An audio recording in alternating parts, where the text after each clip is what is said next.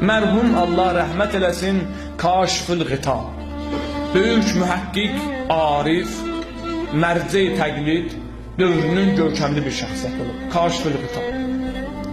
Onun üçün müəmmalı idi bu. Deyildi, axı şəhadət xanım Zəhra salamullah əleyhanın şəhadəti bir dəfə olub da hadisə. Axı rəvayətlər müxtəlif cür olduğuna görə deyirlər 75 gün, 95 gün Həz İslam Peyğəmbərin dünyasını dəyişəndən sonra. Deyir, mən araşdıracağım, təhqiq edəcəm hansı gün olduğu, hansı rəvayətin daha uyğun olduğu, daha həqiqətə uyğun olduğu bəyan edəcəm.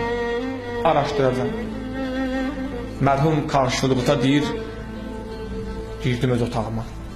Başladım tarix kitablarını, hədis kitablarını mütaliə eləməyə. İşıq yanlıdır, evdə hamı yatıb. Mən amma öz işimdəyim. Araşdırıram ki, bir hədis tapım, səhih rəvayətlə bəyan edeyim ki, xanım Zəhranın şəhadəti filan vaxt. Gördüm, gecənin bir yarısı 3-4 ola, anam narahat halda otağa daxil.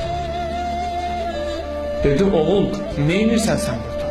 Nə iş görürsən? Mən təəccübə gəldim, anam heç vaxt, baxın mən özüm elm əhliyəm.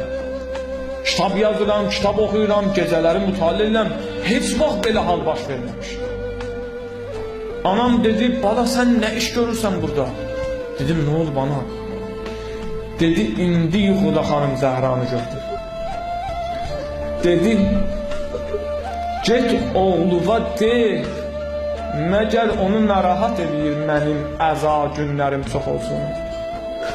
Məgər bir gün olmağı onu qane edir. Yəni 20 gün nədir? Bir il biz əza saxlasaq Həzrəti Zəhraya yenə də azdır. O xanıma elə zülm ediblər. Bir xanımdır ki 18 yaşında qocalıb.